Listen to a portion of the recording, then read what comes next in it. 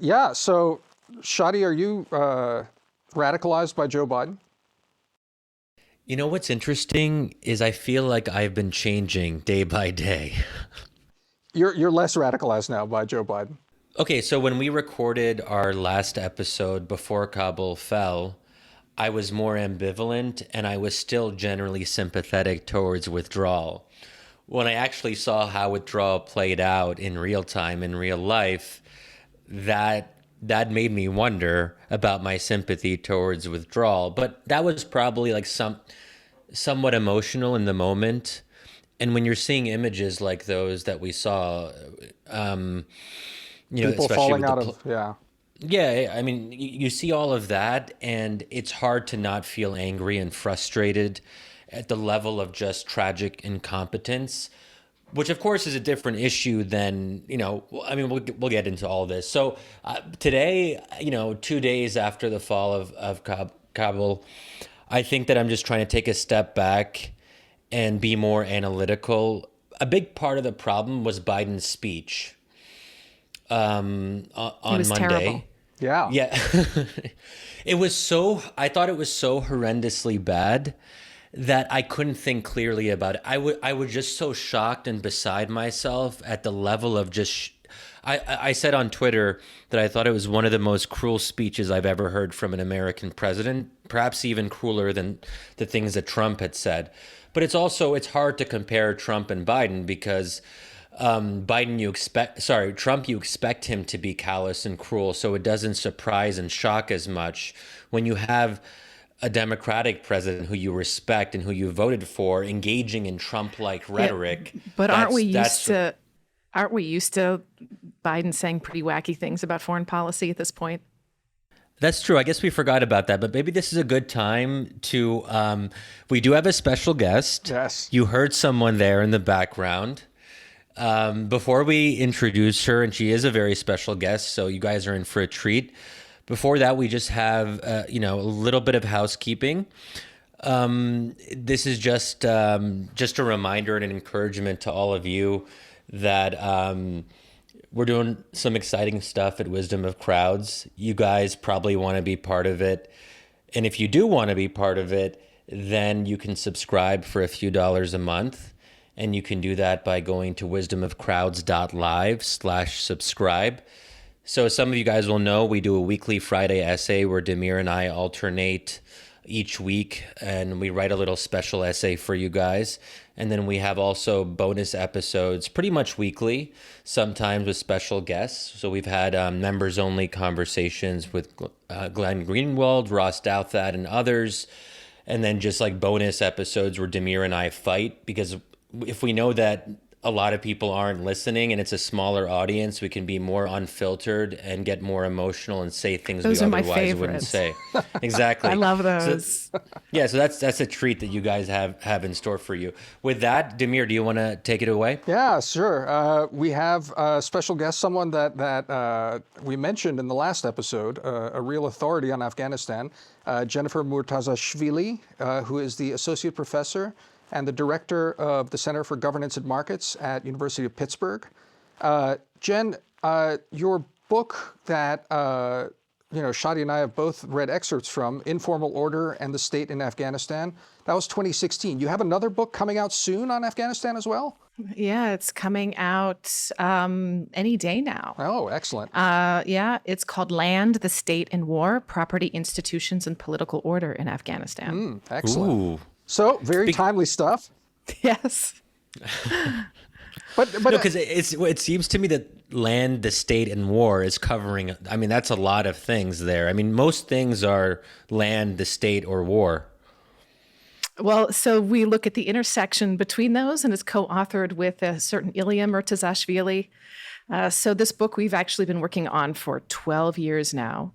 And it looks at property rights in Afghan history and the importance of informal property rights and how governments, when they start getting involved in land issues, they don't generally do a good job. And a lot of the land issues have actually driven conflict in Afghanistan over the past centuries. And this is a really contentious issue. And we come to the conclusion that a lot of the land issues are just better left alone to customary authority to manage. So it really builds on my first book, which is all about how rural governance in Afghanistan works. Well, so Jen, the reason both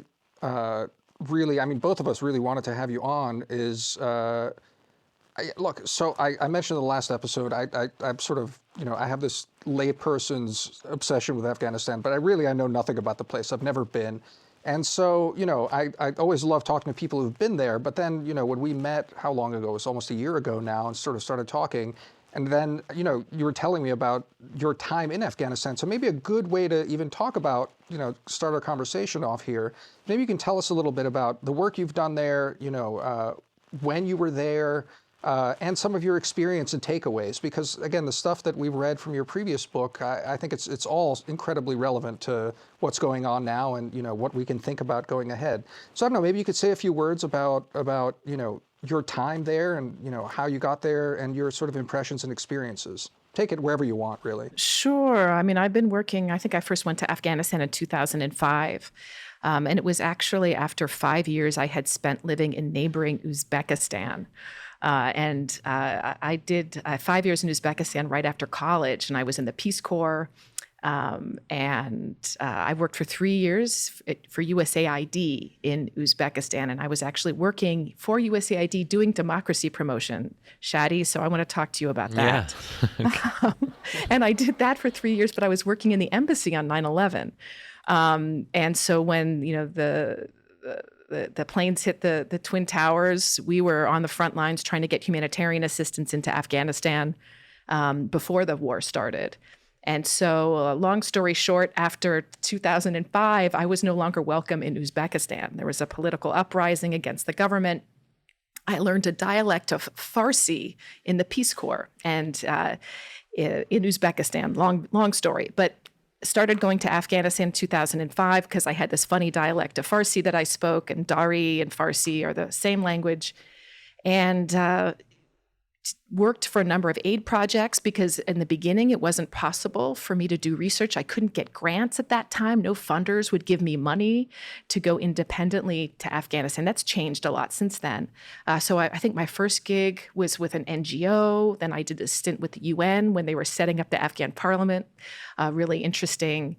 And then did 3 years of field work for my dissertation. Much of it was in rural areas in Afghanistan. And I traveled around to about 30 villages with a group of 6 Afghan researchers.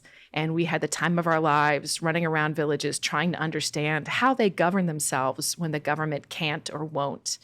And at first I thought a lot of the aid programs that I was looking at, because I came from this like USAID background, and I was reading about some of these really inspirational aid projects. Actually, some of them were the brainchild of Ashraf Ghani.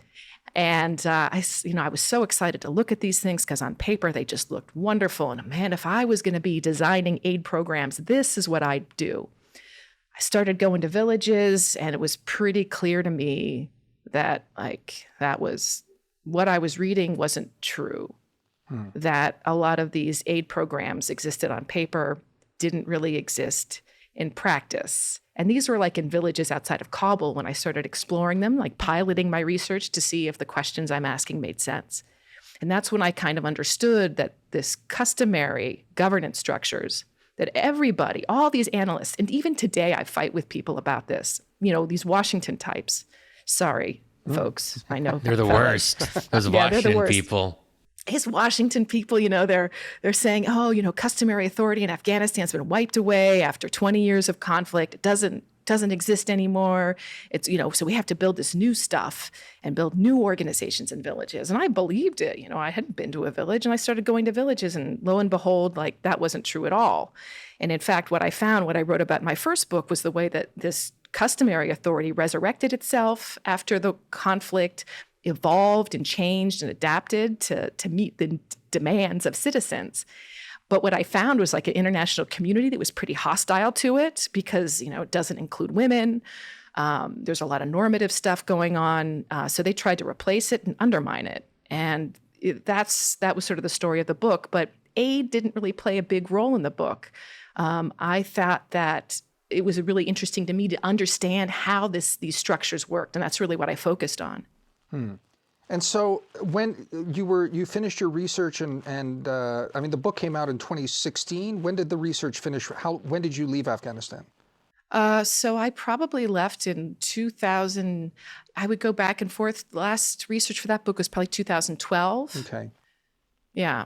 And so, I mean, then maybe the other thing that I think might be useful for listeners who, are many of whom I think are tuning into the whole Afghanistan story. They know we've been there for a while. Maybe they remember Obama surging troops in. They maybe even noticed that Trump was, trying to get us out, but really don't remember the sort of outlines of it.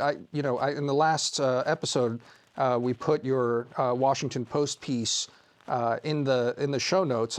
We'll put it up again because I think it's a really good sort of primer to talk about how, the piece narrowly talks about how the Taliban managed to take over the countryside, but I think it has sort of echoes also of the arc from 2014 on, and maybe you can talk a little bit about that, and which I think involves, arguably the last attempt to, push through. I think a lot of these projects that you found earlier on even were not really working, right? It was fantasy land since 2014. I mean, there's a lot of things that went wrong in those previous years.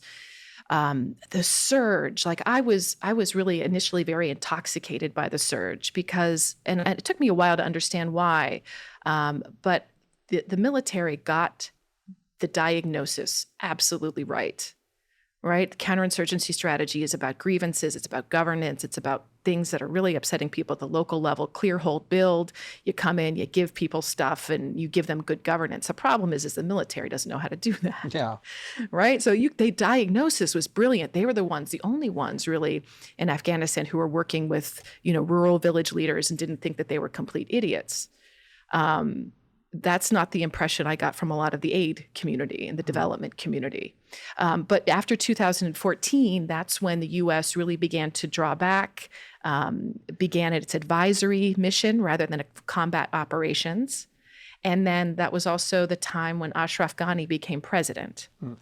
Right. And we recall that, and there's a lot of blame in Afghanistan that Ashraf Ghani was really installed by the Americans. You recall that John Kerry brokered an agreement in 2014 because there was such a contested election with Abdullah. And Abdullah won the first round of elections, and there weren't many allegations of corruption in that election.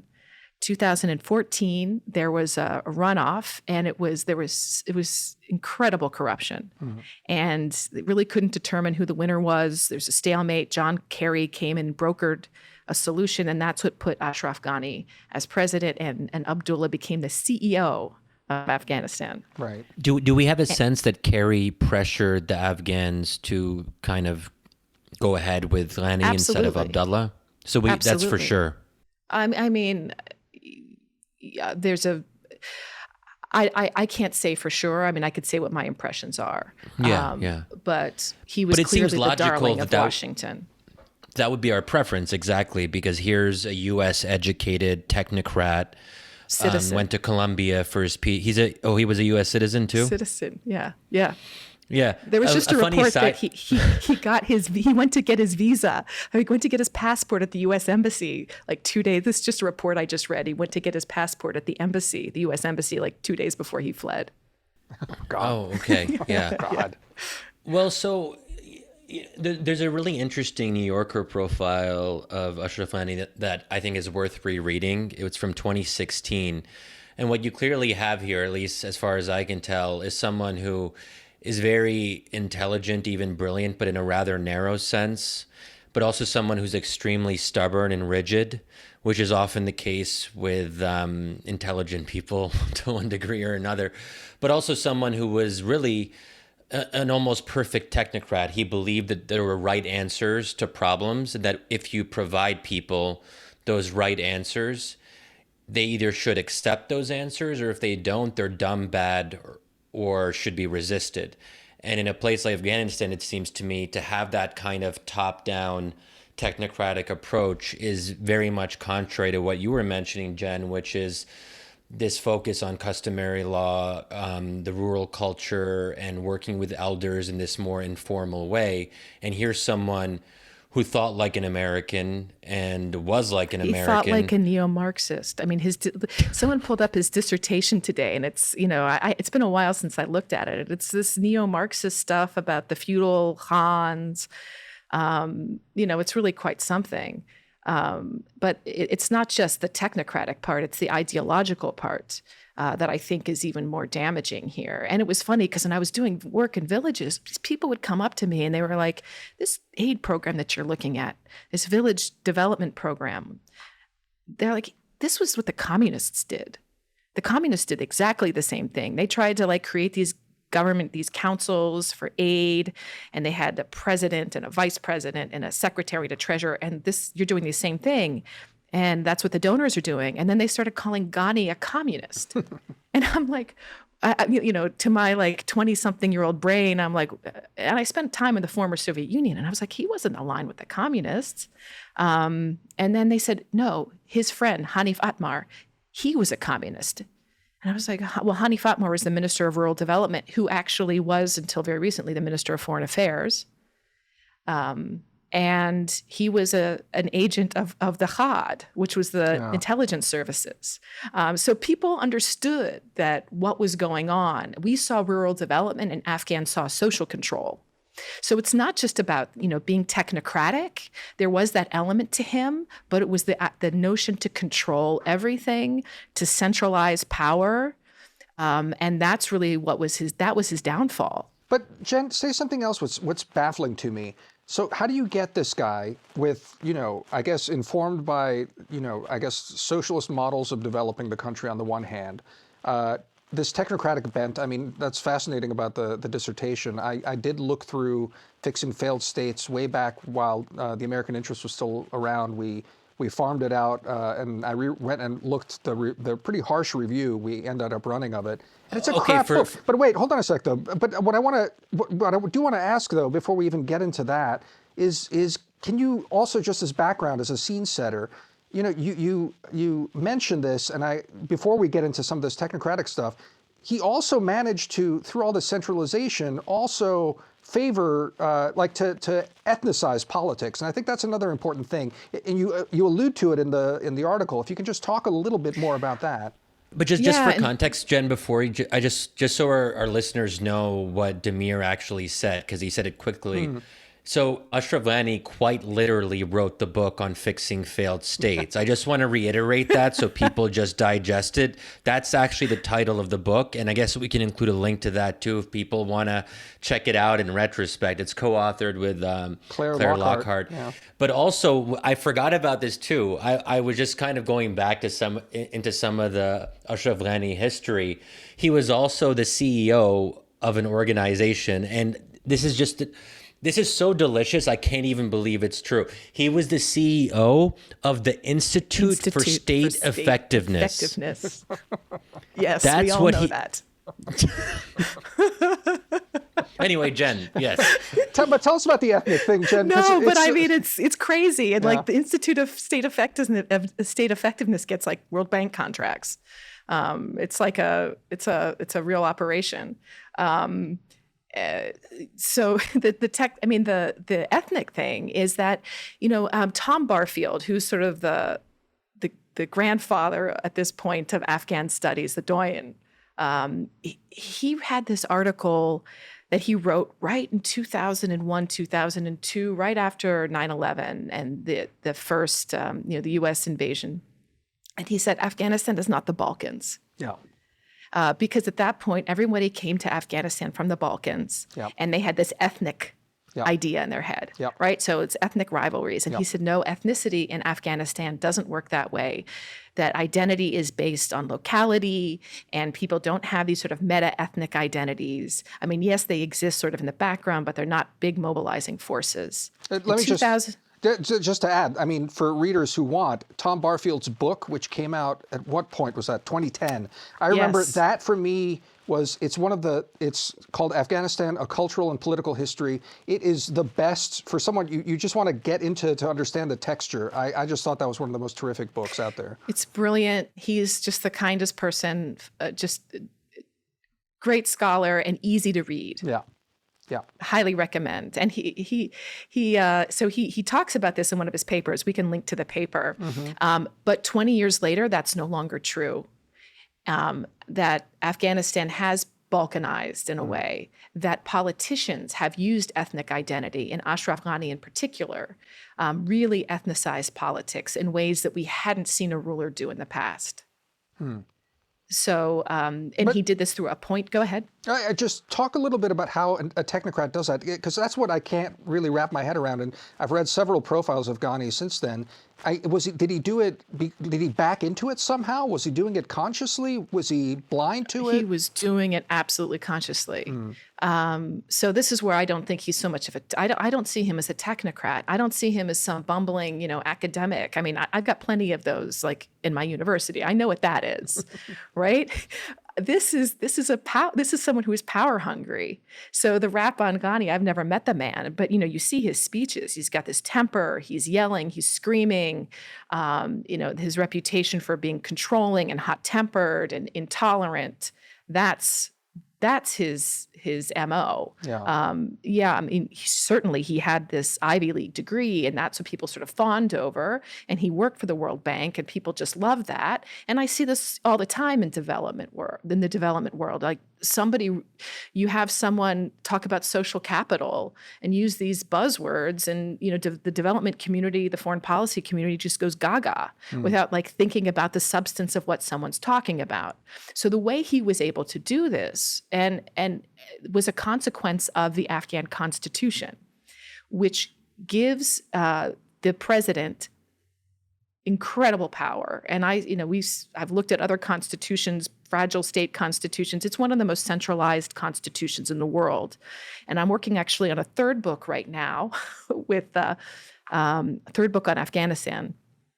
With an Afghan co-author, Mohammed Khatam Shah, and it's called Built to Fail. And what we argue is that the current system failed because the donors came in and rebuilt the old Soviet constitution, and gave a lot of power to the executive. And so what Ghani inherited was enormous power to appoint everybody at the local level, appoint all governors, appoint, sub-governors. It gave him incredible power. And Karzai played this very well. He understood that he had to bring people into the government slowly. He was accommodating to the warlords. He got a lot of crap for doing that, right? He was no technocrat. He was a political wheeler and dealer, but was very effective in bringing diverse people into the government. And accommodating difference. Ghani said, screw that. I'm going to put my people in. I'm going to put people from my ethnic group in. He played really ethnic politics. And so some of the things that I wrote about in that Washington Post piece is that he's putting people from southeastern Afghanistan into the north. And this is the home of the Northern Alliance, right? Yeah. And it really upset people. Okay, so I'm a little bit puzzled about one thing, if we can just backtrack. The Constitution allows for this very centralized, strong presidency, right? It seems odd to me that after the fall of the Taliban in 2001, that the international community, international donors, in helping devise a new constitution along with the Afghans, would actually prioritize that. I mean, one of the basic things in political science is that, I think this is fair to say, I think that in divided societies, whether ethnically, religiously, linguistically, and so on, you don't want to centralize too much power. You want to allow for diversity and versatility in terms of how the government actually functions. You want to decentralize to some extent to allow local voices to kind of have their say, because obviously if you have a strong president, if that president has authoritarian leanings or is of one ethnicity or has a vision that he's trying to impose, then the divisions will be exacerbated. And it's just surprising to me to think that, that would be the preference of the international community. Can you kind of walk us through how that happened? Sure. And like, let's walk ourselves back to the time, right? So at that time, the US, remember, Bush didn't like nation building, right? So that was US attitude, was that this isn't going to be this huge, massive reconstruction effort that it ended up becoming. Number two, you had the Constitution that was put in place was the 1964 Constitution, which people thought, and this goes back to the point I made in my first book, people thought Afghanistan was this tabula rasa. So like you needed to put something there quick. How do you build legitimacy? You know, they're talking to the king, you know, who was in exile in Italy. Okay, the 1964 Constitution, that's got to have some legitimacy for people. And so what that Constitution did is it combined the powers of the king and the prime minister. The current Constitution took the 1964 Constitution and strengthened the presidency. Okay, so because, I mean, Shadi, you raise a really good question. And this goes back to, I think, where I sort of fall on this is Weber. We see state building through Weberian eyes. And Weber defines the state as that thing that monopolizes the legitimate use of violence. So to build a strong state, you need someone who can do that, and a constitution that can do that. And so it all became about centralizing power, because the problem people diagnosed was incredible fragmentation, right? So so the argument that people even to this day make is that if you would have decentralized, the country would have fallen apart. You needed to build a strong center and then decentralize. That was the argument that a lot of the Afghans made, who were present. Some of the Northern Alliance people tried to have more decentralization. They were vetoed at Bonn. They did bring it up. They were vetoed. And so that remains an issue that hasn't been resolved. And I think the third element is that donors, the Americans, and the Afghan government also has this Weberian streak where they want unity of command. If you're faced with this really fragmented society, you want to consolidate. Right? So both the Americans and the Afghans preferred something quite unified because it was easier for them to administer. To what extent does the whole question of rights play into that, in the sense that you need to, you do need a sort of central authority in a society that perhaps, is more traditional than that? Or does that come later, in the sense after the power structures are put in place, they're just wielded to a certain extent to sort of impose a lot of this stuff on rural governance? How does that work? Well, it made everybody happy, because now you just slap elections on top of it, right? So Afghanistan's a democracy now. Okay, so we got rid of the king, and there was a parliament in that 1964 Constitution. It was actually, for its time, it was a constitutional monarchy. So they had elements of elections in that. In fact, there was more democracy in 1964 than there is now. They had more elections from more local officials than they did post-2001. 1964 Constitution called for elected mayors. The current one does as well. They were never, ever implemented. Any of the local elections were never implemented, with the exception of provincial councils. But they had no power, absolutely no power, because they have appointed executives who they answer to. So the executive has all the power. The provincial councils never had any authority, never clear what they were doing. They were looking for things to do because they had no oversight role, nothing. They were just elected to hang out. And donors tried to give them things to do, like manage development planning. It was farcical. And everybody saw that it was farcical, because people expected more. They were told, you're getting democracy, you're going to have a say, life is going to change, you're going to participate. This isn't what you had in the past. This isn't the monarchy. This isn't the communist. This is all about democracy. And what people experienced was authoritarianism, to be blunt, that was fueled by donor funding, and they didn't have any accountability over that as well.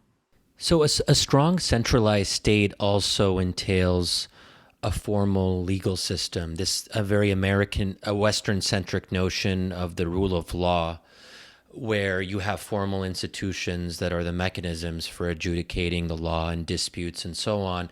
And also, if you have a unified central system, it means that there's less variation on the local level for people to institute Sharia ordinances on the local level. I mean, in other countries that are more federal in their structure, like Indonesia or Malaysia, you actually do have experimentation with the implementation of Sharia on the local level, even if a secular party is in power on the national level.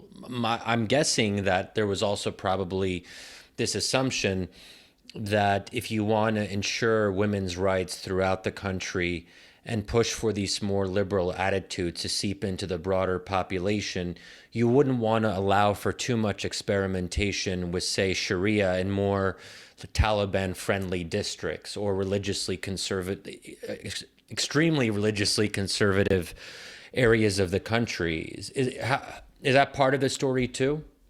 Yeah, I mean, I think that would have been, for the past 4 or 5 years, that's what I've been arguing.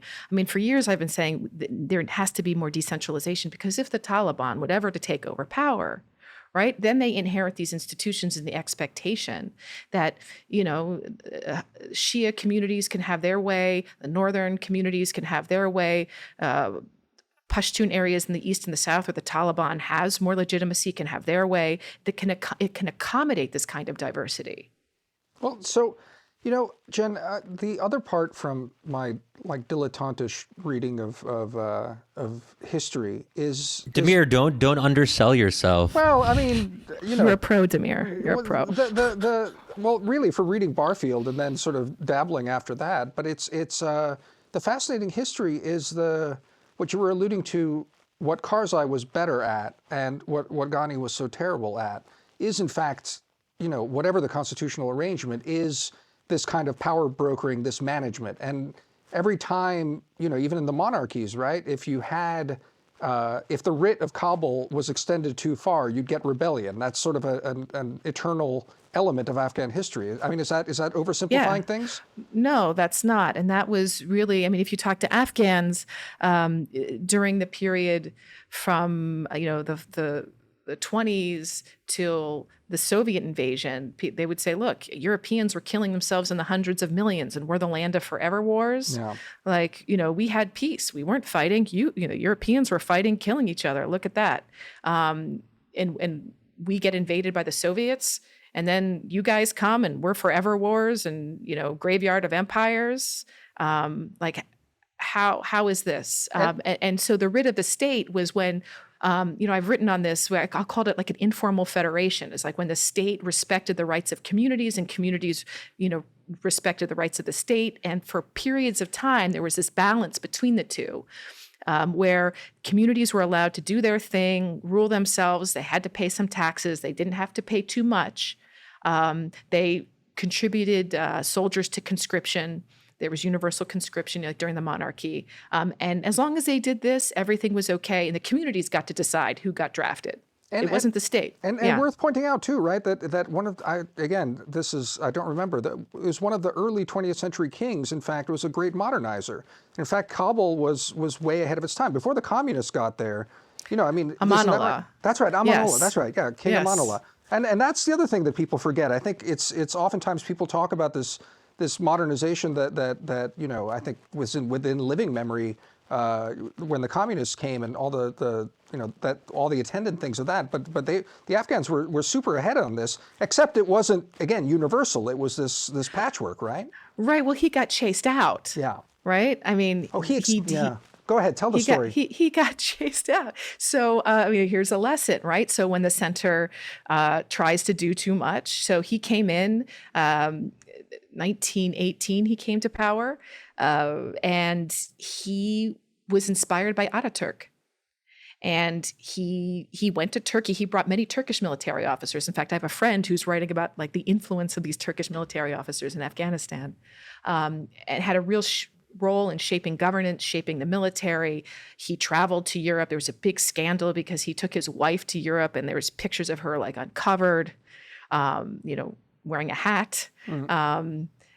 What's that dress style in the 1920s? What's it called? Yeah. There's a name for this. You'd know it. Anyway, well, go ahead. I was just going to say, God forbid, but then I realized, like, God forbid might be taken literally. Well, the Taliban certainly takes it literally. Yeah, but so tell the story, Jen. So yeah. So people see these pictures and they freak, right? And they freak at the same time where Amanullah imposes this constitution that he messes with property rights. He tries to get rid of bride price. He tries to get rid of impose universal education, gender equality, all of these things he tried to impose from the center. And then people see these pictures of his wife at the same time uncovered, and people are like, no, this isn't, you didn't ask us, and you can do what you want, but don't impose it on us. And there was a revolt against him, and he fled the country in 1928 and never to return. Right. And then, that was the lesson, is when the center becomes too aggressive of imposing its will, imposing its normative vision on society. And it's not that, the point that Barfield makes, that I make, it's not that society doesn't want government. It just wants government on its own terms. It wants government that listens to people. And the communists run to fall in the exact same way, right? I mean, ultimately, that's a mistake. Right. And what people often forget, they talk about the Soviet invasion. And one of the things we write about in our property rights book is that the Soviets invaded because the Afghan Communist Party was Meshuggah. So they had a coup in 1978. They came to power, and they were like they were beyond like Maoists. You get like Marx, Lenin, Mao, and then you get the Afghan communists who realize there's no proletariat. And so they just have to use a lot of violence, if we could remember our Marxism, right? So they have to use a lot of violence to get, to the industrial state very quickly.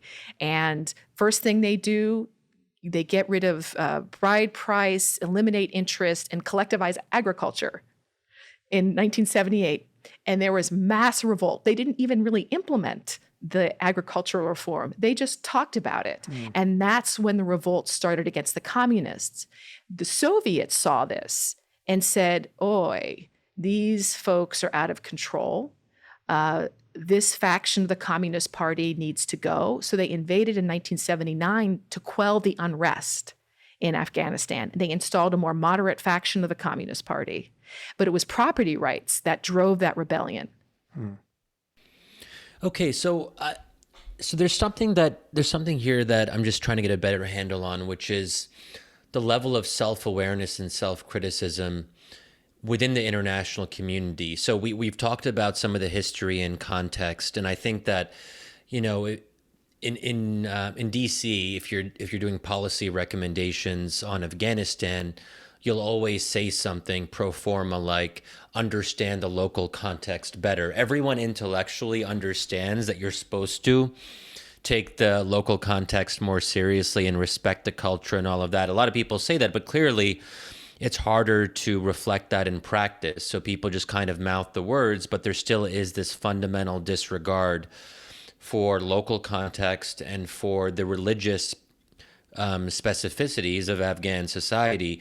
But I'm wondering that as the 20-year mission went on, especially let's say in the late 2000s, early 2010s, when you would talk to aid people or people in this community that cared about Afghanistan, were they ever willing to reassess their premises and shift gears? Because obviously you became a major figure in this field of Afghanistan studies and doing field work there.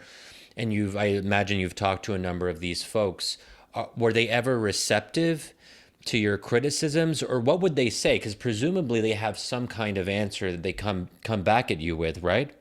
Well, the answer that I would normally get, there were some people who were receptive, and during the surge, like the USAID did fund some things on customary justice and traditional justice. But the problem is that foreigners can't be doing that, right? It's like, we can't understand, and this goes back to like understanding what is your vision of government, is that we cannot, Hayek talks about an information problem. We can't understand what's going on at that level. It's hard enough for Afghans. It's hard enough for me as a scholar who studies it to understand things that happen at that very local level in every community. And to have the US government then, put elders on the payroll and say, now we're doing customary, we're paying attention to it. The aid community just doesn't have the instruments to do this very well. Sometimes the best thing to do is not to do anything. So there was some receptivity to it, but on the whole, there hasn't been. And there's been a lot of defensiveness. Even still, I talk about decentralization to people. In this past 6 months, it changed. If you could see, there's a lot more op-eds coming from people who surprised me, talking about decentralization, because I think that there was a universal realization that what a disaster Ghani was. And that it's a little late in the game, though. It was totally late in the game, and they empowered him. He was their darling. He wrote the book on failed states. There was a lot of fawning over Ashraf Ghani and his ideas, and his very bad ideas. And but what does it mean to? I mean, this is another myth, right? We have to appreciate the local context. Well, who are the locals that you're talking to? Who are your interlocutors? And so much of the aid community was locked up for the past 15 years, really, right? They weren't really able to talk to people, and the people they mostly talked to were elites. I mean, this is where Afghan Twitter, I love it, but it also drives me crazy because there's a lot of voices who aren't there. Well, so what would you say about, how much of this is about a kind of liberal hubris that we as Americans and our Afghan elite allies who maybe shared some of these sentiments, that we and they wanted to encourage more liberal attitudes in a very conservative society, and that was a premise that was oftentimes unspoken and was, in a sense, integrated in a lot of US aid programs where there would be different components built in on gender equality, for example. Not to say there's anything wrong with that, just to say that in terms of prioritization, whether that was always, a top priority when you don't have basic order or security, and how that runs the risk of creating a backlash. I'm just trying to get a sense of the liberal part here, that if we as Americans are liberals ourselves and we try to do nation building, is there any way for us to suspend our liberal biases and to actually defer to local communities and local individuals without basically saying, here's the American way on minorities, gender equality, whatever else it might be, and we're going to let you take the lead? Is there a way that we can do that, or are we sort of doomed as Americans who believe in a liberal universalism to basically say, well, our way, as far as we can tell, is the best way. That's what we know best. And then we expect you Afghans to at least get on board in some sense. And then you have Afghan elites who want that too. And who believe that liberalism should be the future for Afghanistan. And they persuade us that there is a large enough constituency in urban centers to actually push for this new, more liberal vision. But, so I've heard you speak, Shadi, in the past talking about, Afghanistan is a special case, and I think it is a special case. I think Afghanistan went far beyond nation building. I think it went far beyond democracy promotion.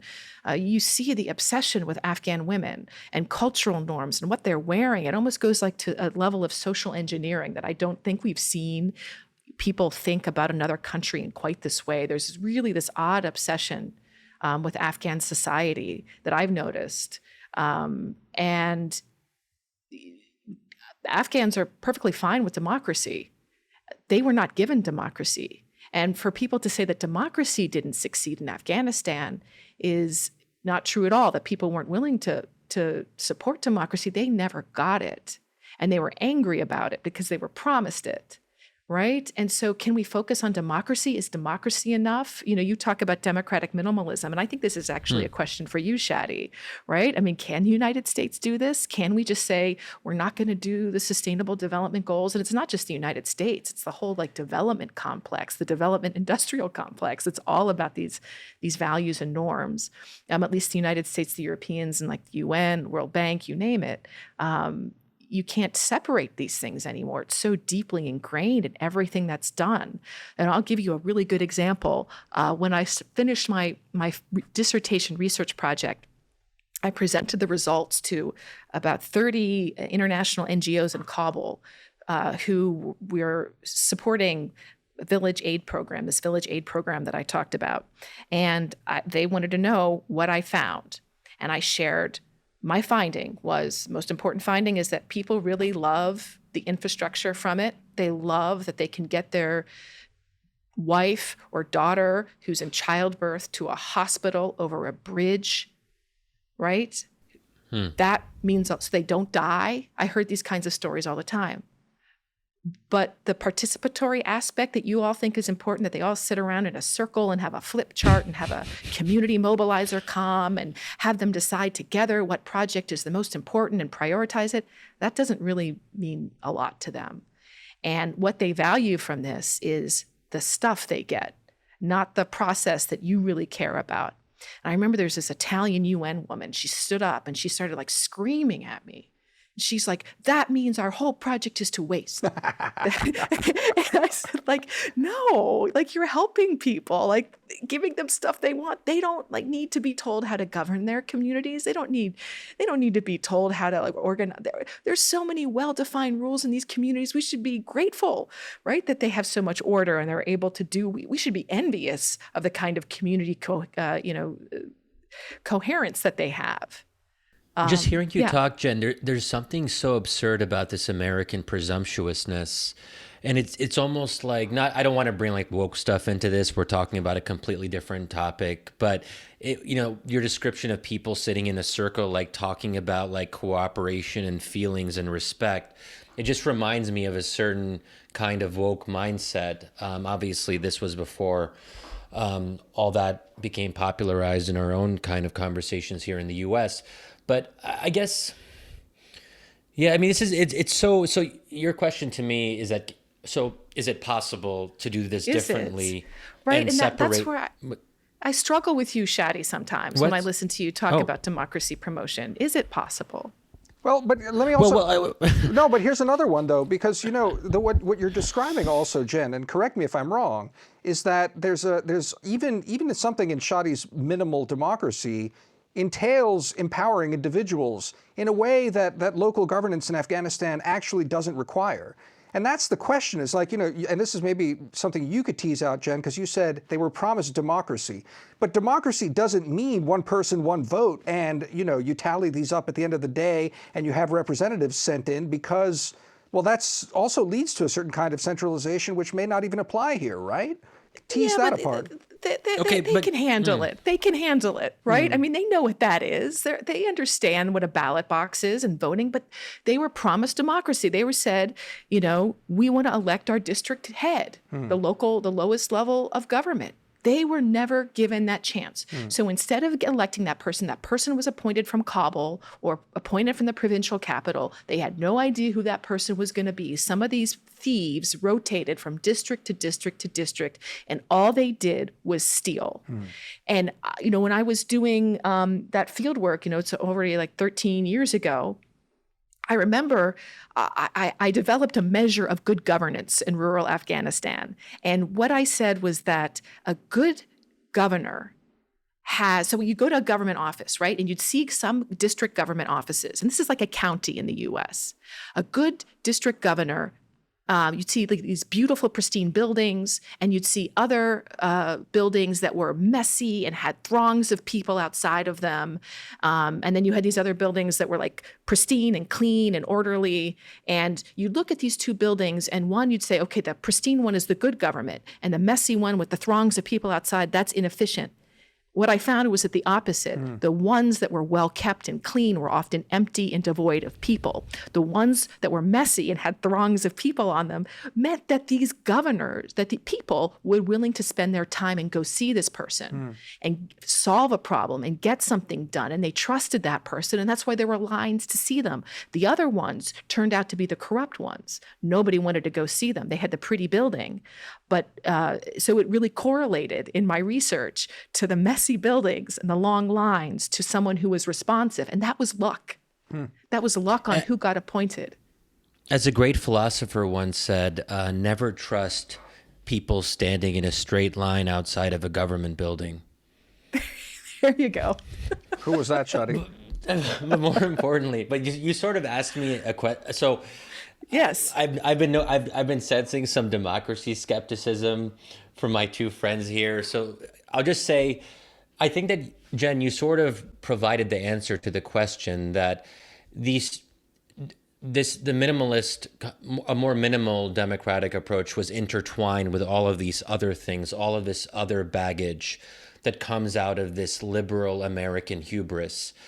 I think part of the solution, although it's not clear to me how exactly it would be done in practice, and maybe that's part of the issue, is that you separate them, that you have a conscious shift in the American mindset and how we work in these local contexts where we say, our preoccupation with liberal values and attitudes is a hindrance to what we're trying to achieve. We have to sort of put that in a box and say, hey, we care about this, but it's not the priority. And that to me is at least the starting premise that we have to have. Now, I don't know, are Americans capable of that? I'm in the minority. I mean, my new book is about trying to separate these things and being very conscious about it. It's an uphill battle, and maybe my side will never win. I think it's possible. I mean, there's no reason that it should be impossible, but obviously it's very difficult because Americans have a certain way of looking at the world. I mean, one thing, as our dear listeners will know, is that one thing that Damir and I do share is a skepticism towards this liberal universalism and how it fundamentally misunderstands human nature and the human condition. And if we go into these foreign adventures assuming that there is a kind of universal human, we're going to be disappointed time and time again. Now, I think where Damir and I diverge is that he has a different answer to that dilemma, where he says we'll never be able, well, correct me if I'm wrong, Damir, but you would say, I think, that we'll never be able to be good enough at doing that we just have to accept the tragic and be very modest with our ambitions. My answer is to say, I do believe we can do this better, but it requires a fundamental shift in orientation. And I want to devote my writing, my research, my life, part of it at least, to trying to persuade more Americans to fundamentally reassess how they do business in these other countries, especially Muslim majority countries that are religiously conservative.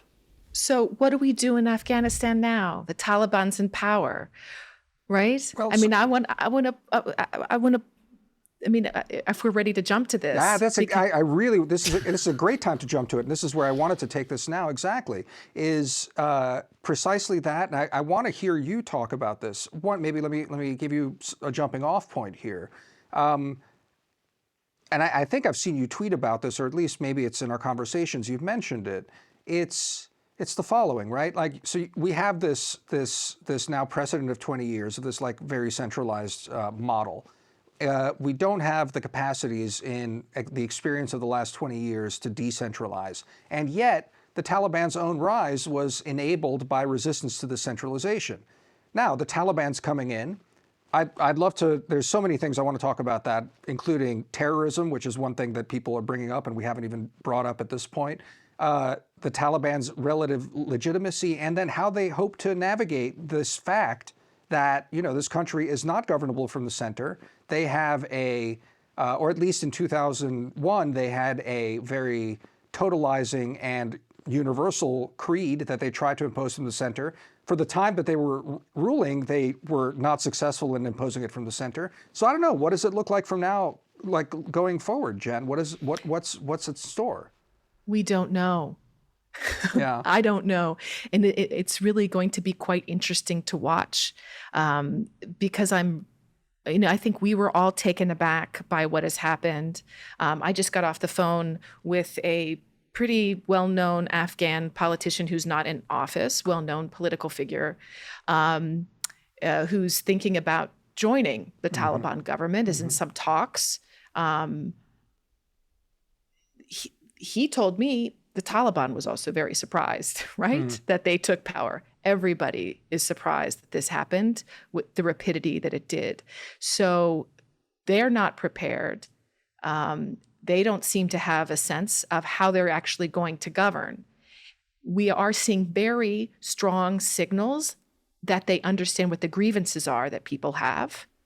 And we see this in like their social media posts when they're sitting in these palaces and sort of making fun of them. They're going to gyms. I mean, we're laughing at this. Like we see them like lifting weights. That is a precise message that look at what our elites are doing. They're lifting weights in a country where people are breaking their backs in fields, right? That messaging, I mean, we think that that's funny. But to many Afghans, it represents all of the excess of the ruling class and things that they never had access to. There was a post this morning about access to electricity. I tweeted it about it. They go to like the equivalent of our like local electric utility. There was a picture and they said, we are going to make sure that everybody has access to power and not just the rich people, because you can pay. It's real well known in Kabul. You can pay the electric company a certain amount of money and get a special line, so your power never goes out. They know that. Like the details to which they see the problems in Afghan society has really surprised me. In cities, they see it in rural areas. And so their messaging really reflects a deep understanding of what's wrong. The question I have is, can they fix it? They've done the diagnostic part, but do they have the tools to govern? And will they be able to bring the country together? Because we see there are regions, right, in the country that still haven't submitted. Panjshir, like the historic home of Ahmad Shah Massoud, the Northern Alliance, has said it's going to fight. And it's unclear how the Taliban will govern. So a funny little aside, since you mentioned like the gym in the presidential palace, and as far as I can tell, this is not a joke. Nassim Taleb, the Black Swan guy, right. On Twitter, maybe he's joking. It's really hard to tell. Like what is irony? But he tweeted something like, "Oh look. The Taliban was going on the weightlifting machines and they didn't really know how to use it." And he's like, oh, not a single one of the Taliban knew how to deadlift. And Nassim Taleb is a big deadlifter. He's a big proponent of that. Right. And he's like, the most I saw them lifting, or the most I saw them bench pressing was only 50 pounds. Look at these softies. No, I mean, these guys are a joke, something like that. Anyway, I just thought that's amusing because he might, yeah, anyway. But more importantly, I think that you said something really interesting, Jen, that can the Taliban bring Afghans together, at least some Afghans, various factions, and there are signs that non-Taliban politicians are willing to be part of a quote-unquote inclusive government. But that gets at, I think, a very dicey question for American policymakers and observers, even like us, which is, wait, do we want the Taliban to bring Afghans? So it's at some level, I presume we want the best for Afghanistan. Maybe not everyone, but at least the three. Well, I don't know about Damir, but no, I'm just messing with you, Damir. That's just a joke. But the three of us, yeah, I think we, who can say no to wanting Afghanistan to be better? But if the government that's in power and will be in power for the foreseeable future is the Taliban, then how do we square the circle there? I mean, it seems to me that the only conclusion one can reach is wait and see and try to pressure them or incentivize them to perform better and to actually be at least a little bit inclusive and to not be too brutal and to not be too repressive. Presumably there'll be some brutality, especially after the kind of honeymoon period, I would presume. But this is going to be very hard, I think, for American policymakers to deal with, because here is a historic enemy. Here's the Taliban that everyone in the U.S. has a particular image of. Do we want them to fail? Do we want them to be better? Do we want them to moderate? And moderate in quotation marks. I think that there's, rightfully so, we should be very skeptical about whether moderation is possible. The Taliban are not going to become technocratic liberals ever. But then again, do they have to be for us to, that's just an open question. I don't know how to answer it. I don't know what I would tell, let's say, a member of Congress, let's say a Democratic member of Congress, because presumably a Republican wouldn't be open to nuance. But let's say, a Democratic member of Congress is like, hey, I actually want to help the Afghan people and the Afghan, and this is who they're living under. What do I do? Well, this is the question. And like I see a lot of people saying right now, don't believe them, don't trust them. Well, what's the alternative? Like, fight them? The Afghan security forces didn't want to fight them. They gave up. They didn't have a government they wanted to fight for anymore. Are we going to resurrect an insurgency against them? So what's the proper way to deal with the Taliban? Of course, you don't want to believe everything they say, but is this an opportunity to engage with them? Right? I mean, I think this is the $1 million question. Now that they're in power, do we want them to succeed? Well, yes. So I guess it sounds like you're leaning towards. Well, do you want to answer that for us? So, I mean, no. I mean, I'm confused, right? I'm not you're not going to get a super sizzling hot take from me on this one.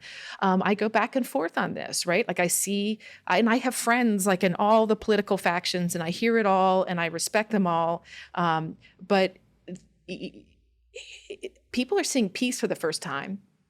People are very nervous. If you're from an ethnic minority, you're very distrustful. If you're a Shia, you're very distrustful. You know what's happened to you over the past several years, even this year. Remember, there are these bombings of schools, right? I mean, how can you ask someone to trust this? So how can they craft institutions? How can they credibly commit to some kind of process that, eliminates all the concerns that people have when they don't seem to have any governance capacity? They haven't governed in a long time, although they've governed parts of the country. But, governing during war versus governing a peaceful country, I think, are two very different things. So I don't have an easy answer, but, I'm rooting for the people of Afghanistan at this point. Can you talk a little bit? I mean, I asked you about this just because, in talking to friends and, just general Americans talking about this, the one thing that keeps coming up, though, of course, as the justification, as the ultimate justification for America's presence and the justification for America's continued presence, even under a small footprint, is counterterrorism, right? And the thing that's, that I've personally always been skeptical of is, the whole global war on terror concept and the way it's, not just the way it's waged, whether it's productive, whether, sitting around and whacking terrorists in Afghanistan, even if you're able to do it, and, whether you're creating more because of the way you are, because you're foreigner, all the rest of that. I mean, maybe you can address that a little bit and that concern with the Taliban. The question being about the motivation of a movement like the Taliban, and especially as you're talking about it right now, crafting institutions and governance. Like, are they interested in that? Have they moderated as ideologically? Is their goal to govern, or is their goal to control? And I don't know, or even tell us a little bit about the Taliban mindset as you even see it, if you can. I don't know. I mean, I think if anybody had the answer to those questions, it would be a lot easier, but we don't know, because what they've done in battle is very different from what they're promising right now. They have never, even the groups that are together, being physically together in Afghanistan and seeing the situation there. The counterterrorism issue is very different. So yes, there's terrorist groups that, in the country, but this dynamic will change quite a lot now that the Taliban's in power. So I would expect ISIS to grow in Afghanistan, but not for the reasons that we may suspect. ISIS will likely grow because they're disgruntled Tajiks, right? They don't have anywhere else to go, and they know that they don't have the support of the international community. A lot of places in the north, for example, have radicalized quite a lot over the past 10 years. So we're going to see there's going to be a lot of Central Asian fighters, I think, coming into Afghanistan now, causing trouble. There have been, increasing numbers, not a huge number. I don't want to exaggerate it.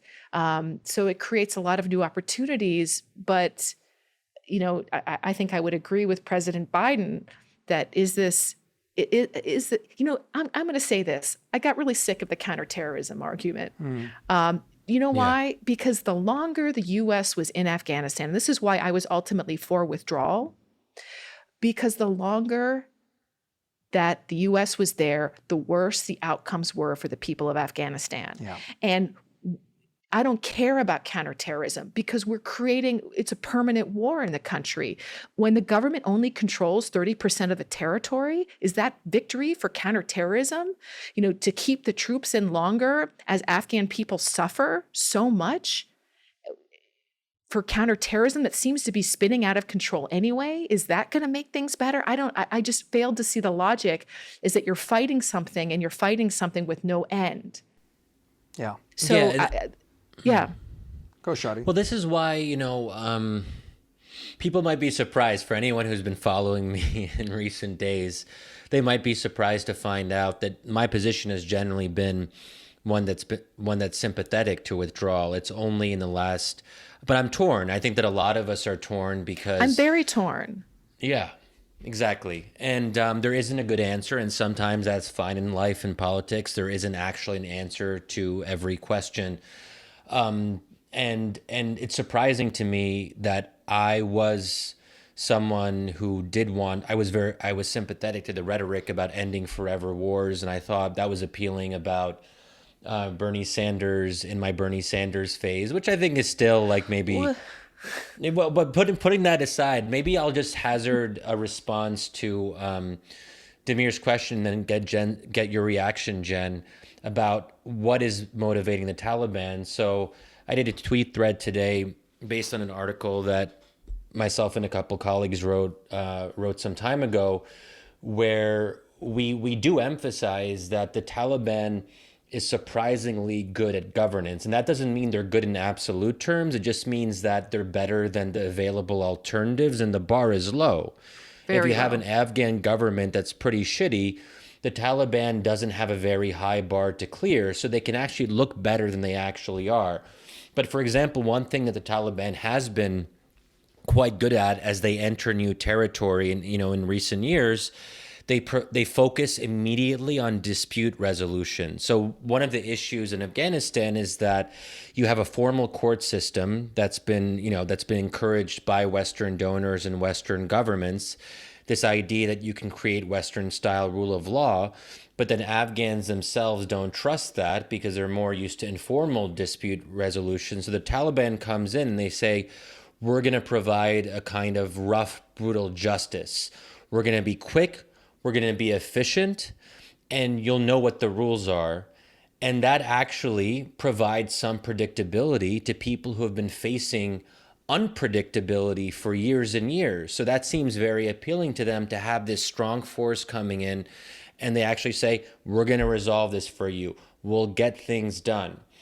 Now, the question is governance an end unto itself for the Taliban, or is it a means to other things? I mean, I'm someone, Damir, as you know, who takes religion seriously. So I think that for many of them, they are true believers and they want to actually fashion this Islamic vision. And good governance, or better governance than the alternative, can be seen as a means to build at least some local legitimacy and local support to actually follow through with this austere, harsh religious vision. Now, it might not be as harsh as it was in the 90s, but still, on the spectrum, the Taliban is going to be pretty far right.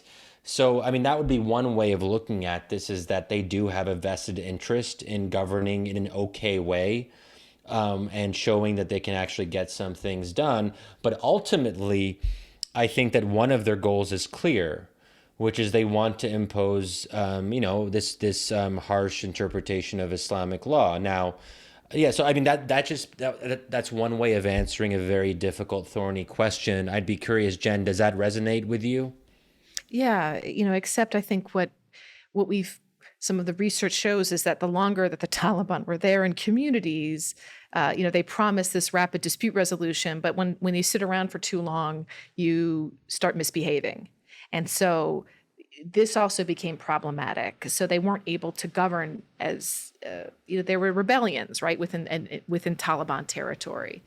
So they were not able to constrain themselves as they had promised. And, it's funny that you mentioned that because, the government wasn't incapable of this. I would interview governors, and what I realized is that, like, these good governors, why were they good? The ones who had, like, the long, messy lines outside their office? So I talk to people and they'd say, oh, this governor just solves our problems, solves our disputes. We really like him. And then, I'm like, why do people listen to the governor? Like, he's not religious. So I'd ask the governor, I said, well, why are people listening to you? He said, well, if they can't solve their problems, then I'll send them to the courts. And nobody wants to go to the courts, Yeah. right? And so I realized that what the good governors are doing is they're behaving like tribal leaders. They're behaving like customary leaders. That's what the Taliban are doing through religion. And the religion and custom are deeply intertwined in Afghanistan. And that kind of thing, that local kind of dispute resolution is deeply embedded in local society and local culture. And that's why it's seen as very legitimate. And it's based on, consensual processes to achieve a consensus rather to impose a solution. We have these kinds of processes in our judicial system as well. We have kinds of mediation. So this is not some bizarre concept to Afghanistan. But I think it is a question for, what kind of government system will the United States tolerate? Will we provide aid to the Taliban? There's a good question coming out today. The U.S. has frozen the Taliban's bank accounts. I mean, the central government's bank accounts, right? Ashraf Ghani allegedly had $169 million in his suitcase. Yeah. And so We don't believe that, do we? I mean, because based on the movies that I've seen where people like rob banks and stuff, it's actually really hard to fit a lot of money in just a few bags. And Well, there's 169 million is a lot of cash. big bills. I don't know. but there's this video of him going up the airplane, you could see, and when he's leaving Kabul, and there's one of his lackeys behind him holding suitcases. And as Ashraf Ghani's going up the stairs, they call the other guy back. They're like, come back here. And then you see Ashraf Ghani go in the airplane. That's what's, I mean, who knows the truth, but there's good reason to like freeze the central bank, right? In light of the uncertainty. So, I mean, here's the question, here's a question for you. It's like a real question about like democracy promotion. And man, I wish we had time to talk about democracy promotion because like I struggle with this. So the Taliban are in power. Should the U.S. unfreeze those bank accounts so that government employees can get paid?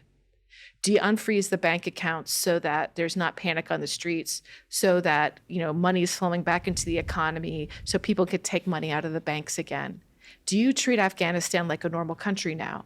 You can't wait on this decision, right? This is a pretty important decision. I think we have to use it as leverage. I mean, my instinctive response would be that we have to get something in return from the Taliban before we offer those concessions to them and if we're going to make their lives easier by unfreezing this source of funds, there have to be certain guarantees, or there has to be the formation of a government that includes at least some non-Taliban ministers. It just seems to me that, and I actually be curious, Jen, this hasn't really come up, and it's actually like quite nice that Trump's name hasn't come up that much in this episode. But we haven't talked about last year's Trump-Taliban deal. And one thing that Damir and I have maybe, I don't want to say disagreed, but we're just not sure. I mean, I've been very vocal that the Trump-Taliban deal was a disaster because the deal wasn't made conditional on an intra-Afghan settlement, which obviously would have been very difficult. But once you do a very narrow deal, that doesn't, you're giving up your leverage. And I'd be very reticent about giving up our leverage, the leverage that we have left when it comes to our engagement with the Taliban. If we have something they want and need, let's be very serious about using it effectively to get something that we consider to be important. And Jen, let me just jump in now to give my side on this, and then you adjudicate like a tribal elder between us here. but here's my perspective on this is the following: is ultimately managing this process to me seems crazy, and it's. To me, that's where I bridle at Shadi's democracy promotion, because even here, now I can anticipate that part of the answer would be, with Ashraf Ghani, there was no possibility of doing power sharing because A, he's crazy, B, he's irredeemable, and he's our guy. And that's the part where, like looking back at the history of since 2014, trying to do a power sharing agreement with our guy, our government, is deeply misguided. So in some way, pulling back and being like, okay, you're on your own. Actually, it's the last thing that managed to dislodge this piece of shit out of Afghanistan, right? And so now you're faced with this insurgency that's come to power, and guess what? Abdullah is in Doha. I don't know who you were talking to was in Doha negotiating with the Taliban, and without any of our input, maybe there's some kind of agreement that comes out of it. Maybe not. Now, okay, maybe we should be sitting out here and trying to micromanage this, but I feel like the more we're involved in nudging and pushing this along, the less legitimate the whole damn thing looks like, quite frankly. And this is what I was getting at on Twitter, Shadi, like responding to you about democracy promotion and I first wrongly said let the people decide, which implies that we have some minimum that we want, like participatory democracy. No, let negotiations work out at this point and let them try and come up to some sort of thing. If it devolves into some sort of chaotic civil war and then there's interests that involve us into it, that's fine. I can't imagine us right now trying to engineer a decent thing here. Damir, and I'll let Jen answer this though. No, but let me just clarify. That's not what I'm saying. I'm talking about a wait and see approach. Let's see what the Taliban does in the coming months, and then we can consider releasing certain funds. I'm just saying that we shouldn't do it immediately. But you're waiting and seeing. You have to do this now. Right? Now. This is not something that can wait till like we've got the perfect, peace agreement signed. You got to get money. Like the ATMs are empty. Right? There's no money. And do you have a government? Right, the government has collapsed, and like half the technocrats are, on planes to the U.S. right now. I mean, there's like I was talking to someone else today, so there's like no one. My organization doesn't exist anymore because my staff is all leaving. Yeah. Right. So there's another whole heartbreaking human capital element to this, and I certainly hope things calm down so this entire generation of people doesn't have to leave the country. I mean, that's a whole. But is there a way to restrict? Is there a way to restrict funds to the Taliban and the people who are in various ministries versus access to ATMs and kind of You're thinking more... like a technocrat. Yes, it's You're crazy. thinking like a technocrat. This is crazy. No, what do you talk. guys? I'm asking, guys. This is an open question. But to me, but you know why this is crazy to me? This is you trying to engineer a positive outcome. Yes, it's it not. Is. Yes, it it's is. No, because it's for you to engineer a moral and positive outcome out of this, when really what you've gotten is like, we're out. And now, like, you need to let this thing coalesce, even if it coalesces with a repressive Taliban government. So you're saying let's give funds to the Taliban then? Correct. You're saying that's what the U.S. has to do, tomorrow? Well, it's Afghanistan's funds that we've frozen, quite frankly, that we've granted them. We don't have to disperse more aid to them. We've promised them a lot next year, too. Wow. Yeah, but that's a different. Let me just say, that's interesting. One of the problems, though, with this is that, the peace negotiations, Trump, I didn't think that they were peace negotiations. This was, Trump wanting to leave. Yes. Right. And so to me, he wanted to leave. He wanted to get the U.S. out. Looks like the American people also wanted to get the U.S. out. And we see this under Biden as well. So he created an opportunity for people to get together, sit down. Did his deal betray the Afghan government? Absolutely, it did. But did he give the Afghan government an opportunity to sit down and be part of the discussion? Absolutely, he did. And Ghani turned it down every single time. He delayed, he stalled. There were opportunities for him to do power sharing. There were opportunities to save the government. That would require compromise with the Taliban. Do we believe the Taliban? I don't know. I don't know. And anybody who says they know, so emphatically, I wish I had such certainty about the way things were. I've been working in this country for 16 years now. I don't know what they will do. There's an opportunity here. There was opportunities before. I blame Ghani for those negotiations going bad. He had an opportunity to change things, and that's why you saw such frustration on Biden's part while he got called to the principal's office earlier this year. He got flown to Washington. I don't remember if you remember these memos that were leaked. They were really stern to Ghani. This was like, look, fella, we're saving you, and you are not doing any, we can't protect you anymore. We don't have the political will. The U.S. saw the government falling. We all saw the government falling. We didn't see the government falling today. Correct. Right? But we all saw this was happening. And Ghani had a chance to resurrect it and And blew it. that's the part, Shadi, why I was actually watching Biden's speech where, Jen, I retweeted your thread where you were saying it was an incredibly cruel speech, but it wasn't an incorrect speech in actually pouring scorn on this government, because this government, if it was more legitimate, if Ghani didn't have his head up his ass so hard, in fact, perhaps could have even managed to build up some kind of resistance, to rally the army and to create something. This is all like this binary sort of thing, which is, well, we did. I mean, look, the drawdown was ridiculous. I think in many ways we did undermine the fighting capacity of this, but it's the illegitimacy of our government, Shadi, is the problem. Yes. Okay, but also keep in mind that Ashraf Ghani and his government were very dependent on the U.S. Was there sustained pressure? Certainly not under the Trump administration. Trump wasn't really engaged. Zalmay Khalilzad, I mean, his performance seems underwhelming and seems like he was just prioritizing Trump's desire ahead of the elections to get out of Afghanistan. But if we had said to Ashraf Ghani, like, listen, at some point we're going to restrict support to your government. At some point, we're going to diplomatically isolate you. If you're They've done not that before. willing, They've done that before. Yeah, and They've he didn't tried. believe it. He didn't believe it, just because like our but military. we also didn't do it. Because just like our goddamn military didn't believe it. They thought they could roll Biden like they rolled Obama. Trump was the aberration.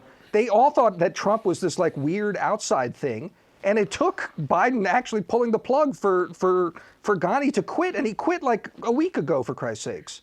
Wait, no. Ashraf Ghani didn't quit because of Biden's actions. He quit because the Taliban was going to come in and, like, God knows do what to him. Do you understand? He could have quit in May, and actually we could have been negotiating at that point. Exactly, but did we put enough pressure? Yes. Jen. I mean, Yes, absolutely. Absolutely. Did he believe our threats were credible? Clearly not. Well, but we did pull out, right? I mean, We shut Biden down announced. Bagram. No, but I mean, in terms of saying that, obviously things were probably too late by May anyway, but I'm saying before that in these last several years, first under Trump and then under Biden in the first few months, and actually Obama, there was some overlap, short overlap with Obama too, Obama and Ghani, right? Yeah, 2014, yes, yeah. So there were for 2 sure. years or something. John So Kerry you had the U.S. did that. The U.S. put him in there. Right. So I'm wondering, if the U.S. hadn't done that, if the U.S. after a certain period had started to withdraw support and actually cut aid and say, we are not going to provide the basic things you need for your government to sustain itself. And Ashraf Ghani saw that those threats were credible, not just rhetoric. And I think the presumption always, unfortunately, is that American rhetoric with bad leaders in the Middle East and Southeast Asia and other places is that when push comes to shove, we're going to indulge the client state. We're going to indulge the client president. And that's what allows someone like Ashraf Ghani to say, hey, I don't actually believe the U.S. is going to do what it says, so I'm going to hold on strong and they're going to back down. It turns out he was wrong in this case, but I think clearly it wasn't communicated to him clearly enough. He thought until the very last moment that he would have U.S. support, right? Well, I mean, I thought it was communicated pretty clearly, but there was, I don't even want to talk about what was going on in Washington, but I mean, I can't tell you how many events I've been invited to by people in Washington, off the record, Zoom sessions with this person and that person to try to, lobby, all the former ambassadors to lobby to make sure that the U.S. stays. There was a real, it wasn't just Ghani, it was the foreign, I hate the word the blob, but right, there was a foreign policy establishment that did not want the U.S. to leave. And, that's what I don't like about this discussion. The discussion we're having in the U.S. is stay versus go, and the American empire is over. This is about Afghanistan and why things didn't work. And we start imposing all of our, wringing our hands about the role of America in the world and the symbolic nature of blah, blah, blah. Let's pay attention to why we didn't win. Wrong. I don't care about any of that, and I don't think that. I think we'll forget about this, frankly. Sure. But Jen, let me get this, because I think this really gets at your earlier question about aid, unlocking the funds and the Taliban. Because here's the crux of the threat is, are we willing to let the Taliban in government? if we say that the Taliban are unacceptable on some level, Ashraf Ghani never quits. And that Right. was that was the actual veto he had on our policy, Shadi, and that's why everyone in Washington and the whole sort of like the entire complex was like the Taliban is an unacceptable alternative. Well, if I, Ashraf Ghani, know this, I'm just going to sit and wait because and he waited until Biden called his bluff, until the fucking Yes. Taliban won. Yes. That's how Right. bad he is. That's how much of a piece of shit this guy is. Do you understand? Like. That level. Yeah, well, then that's a problem with partly with the blob. I mean, personally, it's the Shadi. same thing I've said about Hamas. Like, you can't eliminate groups that have local support. Shadi, you were just saying you want to hold funds back from the Taliban. Okay, but yes, but I've you know that I've supported a power sharing arrangement. I mean, that's always my position when it comes to, militant groups that can't be destroyed. And you can't obviously destroy the Taliban just so you can't destroy Hezbollah or Hamas. You have to find a way to bring them into the political process. And there has to be some way to share power between different ideological factions. That's my position. What is different here is I think that leverage shouldn't be given up because we don't have that much leverage with the Taliban. This is one of the aspects that we do still have. So the question is, do you want to give same problem I had with the Trump Taliban deal? The biggest leverage we had was not kill. I mean, the Taliban was concerned about one thing primarily, and it's what they got from us. They didn't want us to kill their leaders because that had been devastating for them and led to internal divisions, especially when you had different succession periods. In 2015 and 2016, they wanted to find a way to stop the U.S. from droning their leaders. What if the enemy is Ashraf Ghani? We gave that up. We gave that. Okay, we gave that up without getting almost anything in return. We gave up our biggest leverage to the Taliban in the Trump-Taliban deal in 2020. What if the enemy is Ashraf Ghani? What if he is the obstacle to peace? He's gone now. Well, now he is, and now we have a chance to do something, and now you're starting to engineer it again. Because here's the problem. Let me put it to you this way, Jen, and then maybe you can fill in again. But to me, power sharing is not something that's imposed from an outside force, and because it's a good. You do power sharing because you need to. Ultimately, if the Taliban feel like they need power sharing to govern, they will agree to power sharing. You sitting outside and saying power sharing is right because inclusivity is bullshit. Okay, but we know that third-party mediators are important in power-sharing arrangements. You're such a technocrat, Shadi. God, I so disagree with that. Okay, well, no, I'm sorry. I'm joking.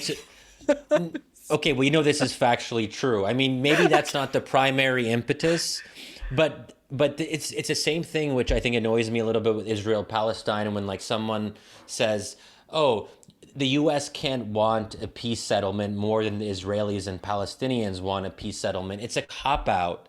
We have leverage with both parties. We knock heads and we get them in the same room. There's always someone who gets the two sides in the same room because at first they don't want to be in the room. That's how peace agreements work. But that's what happened. Well, but I mean, so look at this. So I haven't actually answered the question of whether we should release the funds. So I've enjoyed listening to the both of you.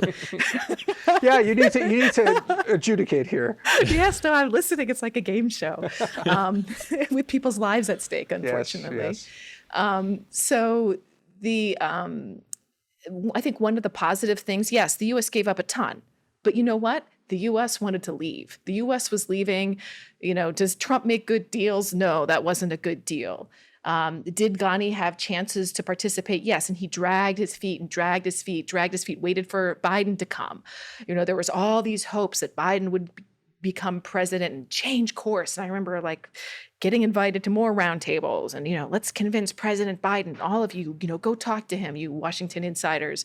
Let's keep things going. And I'm like, don't they know that we have to leave? And I don't want to hear any more talk about the fact that the U.S. hasn't lost, lives in the past 18 months, because that's because of the Taliban agreement, right? And I think the moral of the story is that the United States, in order to stay, to renege on that agreement, was going to have to send more troops in because the Taliban were going to come after the U.S. again. And did the U.S. have the stomach to do that? No, the US wasn't going to do that. And realistically, in order to keep the presence after that peace negotiation was signed, the US would have certainly had to bring more troops in. That would have never happened. I think the US had no choice but to leave right now. The question of the peace agreements, looking back now, I think there's a real positive element to it. These people now know each other. We have, Abdullah and the Taliban leaders, they're sitting down together now and negotiating this. And they know each other. They've been talking to each other for a very long time now. Maybe nothing happened from it, but they know each other. To me, this is however small and insignificant this may seem, to me, this is very important at this really unexpected moment. Well, I don't know. I'm convinced. Shadi, are you still there? No, I'm in listening mode. No, I thought you were going to say something, Damir. No, look, I mean,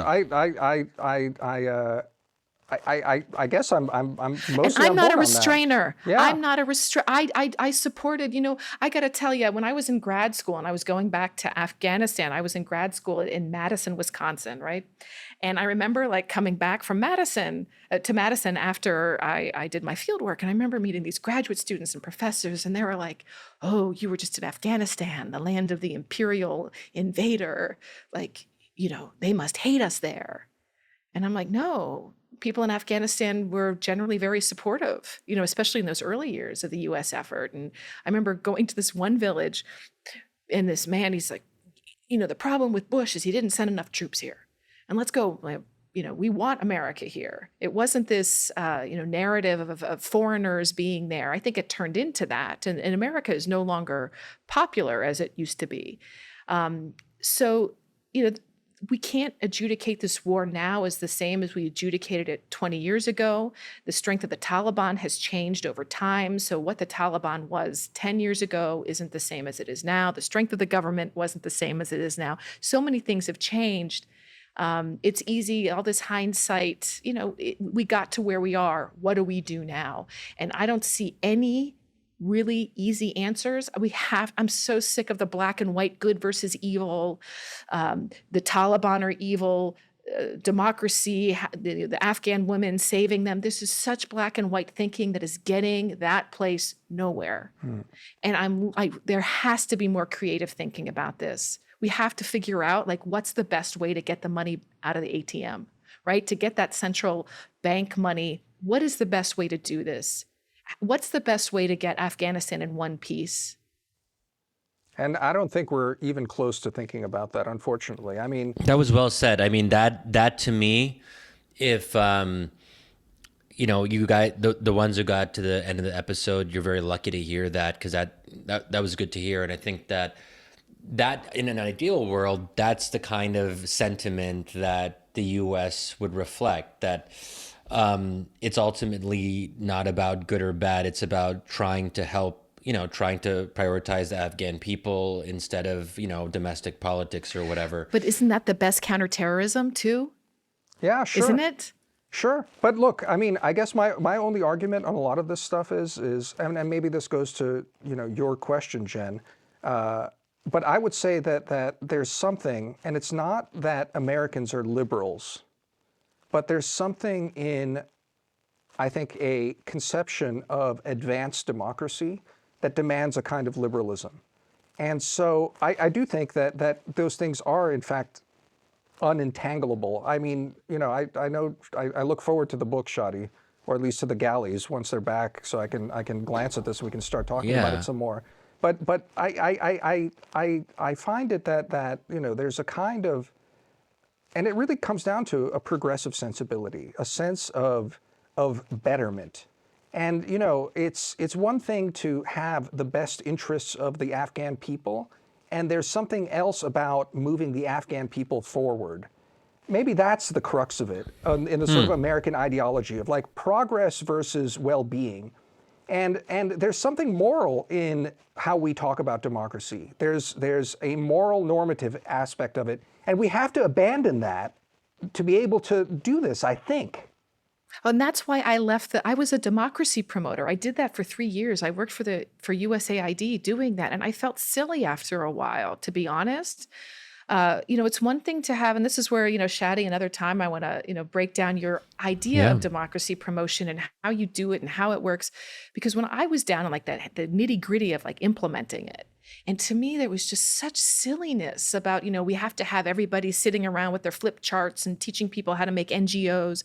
And, I do a lot of work in countries outside of Afghanistan. And the whole thing of democracy promotion now just means the United States. Democracy and the whole NGO and gender and all these terms in so many countries is so politicized. It's no longer about the concept of democracy.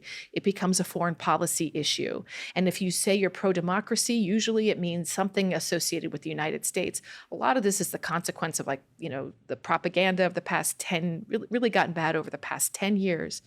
But these just become concepts, and they seem so artificial. The way that we impose democracy, our democracy industry, the way it works, it just seems so hollow and not indigenous at all. And worse, toxic. But anyway. Well, Shadi. so look, okay, I'll just, how about I say this? They may, I have to say that in recent days, I have felt myself losing hope in the ability of the U.S. to get better on foreign policy, and specifically on democracy promotion or democracy support, especially in Muslim majority contexts. And sometimes I feel a futility that these are things I believe in. I have believed in them, and I still believe in them. I have an idea of what it would look like. What I'm having trouble holding on to is the notion that it's possible for people in our elite political class to actually do this well, or to even care enough to do it well, or to have high-level presidential engagement, or even on the level of the Secretary of State, that it would require such a fundamental shift in American foreign policy. We've never really done it, but there's never been a sustained period of democracy promotion in the Middle East and South and Southeast Asia. It was tried at most in 2004, 2005, and only then half-heartedly, and for maybe 4 months in 2011, in the early months of the Arab Spring. But there's a reason that it hasn't happened much, because, and maybe I'm just getting to the point where I'm wondering, especially after seeing Biden kind of offer a bookend to this era. And that's what I think this represents, that this is, the U.S. maybe cannot become what I want it to become. That doesn't mean I'm going to stop believing in the things that I believe in, but there is a real question of whether we're capable of being better than we have been. And what I saw from Biden, and by extension, a good chunk of the Democratic Party this past week, is that we don't really have it in ourselves. We can talk about moral leadership and values, and Biden has used a lot of lofty rhetoric in that regard about the central challenge of our time being that between democracies and authoritarian regimes. But maybe we don't want to do this. Maybe we don't want to try, and maybe we just don't care. And part of what's required is caring. So maybe that, look, this is a challenge that we have in think tanks, where do we have pie in the sky recommendations because we believe that one day the context might change, and that Americans or America or politicians will be ready for something dramatically different? Or do we accept the given constraints and we say we have to work within those constraints, so we're not going to suggest too much, we're not going to be too ambitious because we know what the constraints are? This is the kind of two positions that I think a lot of us have to vest. I've always been, they may say I'm a dreamer, but I'm not the only one. I might. Oh boy! Seriously, I'm puking in my mouth right now. I've been puking in my mouth for I've been puking in my mouth for the last 10 minutes, Shadi. But it finally came out the corners. Wait, but can I say something, Shadi? I just want to say, I'm on board with you, but with one exception. Okay. And I'm not puking in my mouth. Wait, what do you mean bored? Bored with me? No, I agree. I'm on board. On Oh, board. on board. Oh, okay. Yes, I'm okay. on board with you. So I really believe, like, I got into this whole I was in the freaking Peace Corps, like democracy promotion. Like, I believe, and I believe that people are so capable. Like, I came so inspired, so inspired from my time in Afghanistan, seeing the incredible ways that people solve problems, the way they mobilize in their communities to do things. And I got so upset that this was never channeled into like the state building project, that these voices and these capabilities were never given a chance. I came away so optimistic about the Afghan people, and I still am. I believe in democracy. I think it is the best way of all of our ways, but I don't think the US is very good at doing it, promoting it. And I mean at the operational level. I'm not talking about a deputy secretary of state like you. I don't know what that's all about. That's you Washington people. I'm talking about like the local level of how it's implemented, how people do it. What does democracy promotion mean? How does it work? When the rubber hits the road, to me, it just comes off as so patronizing to people. It's not very effective. Of course, there are people who really believe in it. There's, groups of elites who are strong allies but doesn't mean that people don't believe in democracy. They understand what that is. But the way the US promotes it just leaves a bad taste in my mouth. But one more thing about Biden, let's not get wax too poetic about what this all means. I think it means that people were tired of the war in Afghanistan, full stop. Yeah. That's it. I don't think it means the end of democracy promotion or moral I just see I think it means we were there for 20 years, didn't want to do it anymore. That's it. Well, I'll just explain the puke in my mouth. It's sort of what you're getting at, though, Jen. It's really what we're talking about. What we should be talking about is implementing a system of legitimation.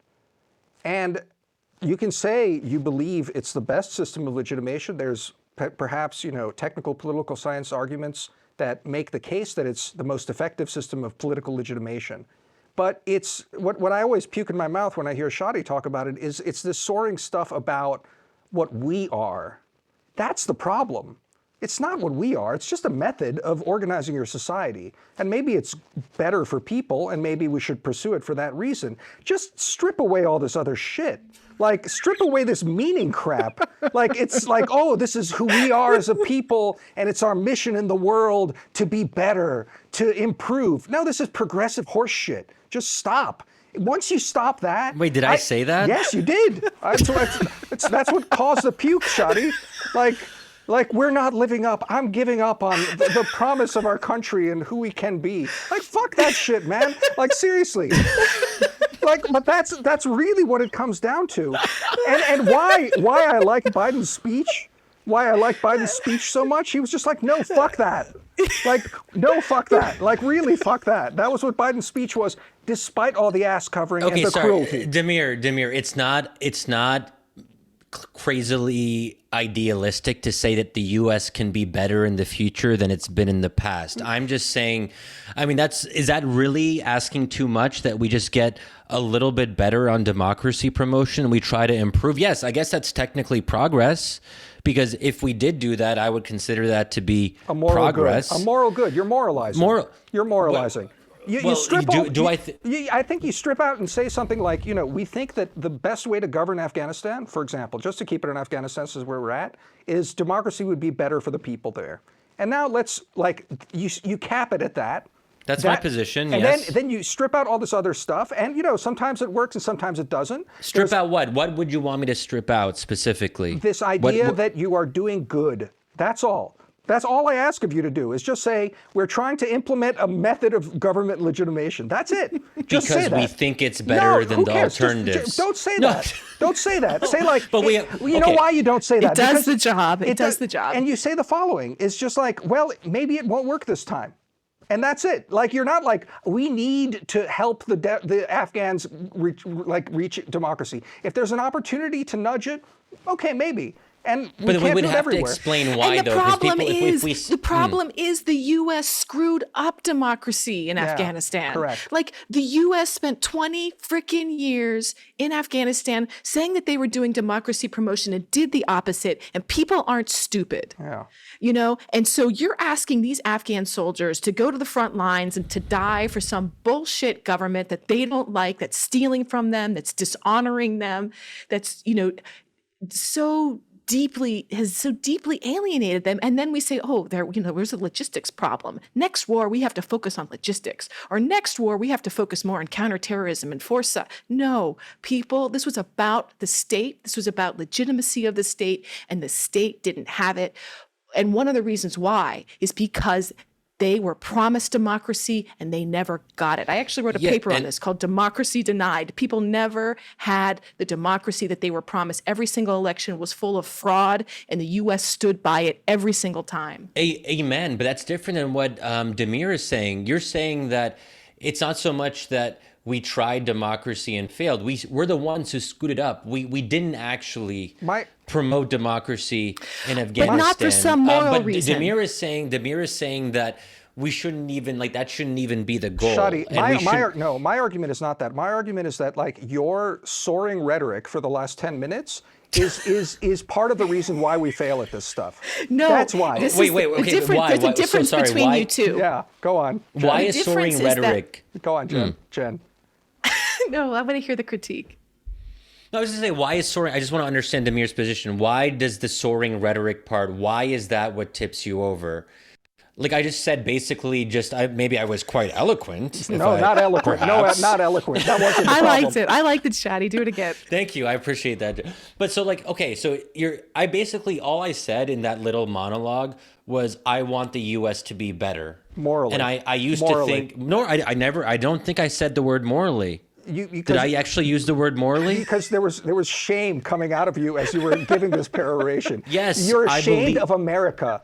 But instead of saying, like, we fucked up, you're like, I'm ashamed of us. We need to. Do you know what I mean? But I'm not. Okay, what's wrong with feeling shame about your? I'm ashamed. No, I'm ashamed of us. Jen, I'm ashamed of what we did. Do you know what I'm getting at? Do you know what I'm really getting at? Yes, I get you. Yes. What I'm getting at is that, like, in moralizing about this, you sneak in women's rights. You sneak in everything because underneath that thing, because this is a moral crusade to be better, rather than making it actually a much lower level. The way you solve democracy promotion, if it's solvable, is to lower our sights, is to say that this is something that's good to have. This is not about creating alliances of like-minded. That's the other thing, right? It's this whole democratic alliance thing, like all that ideology. No, it's a means of better governance, and that's it.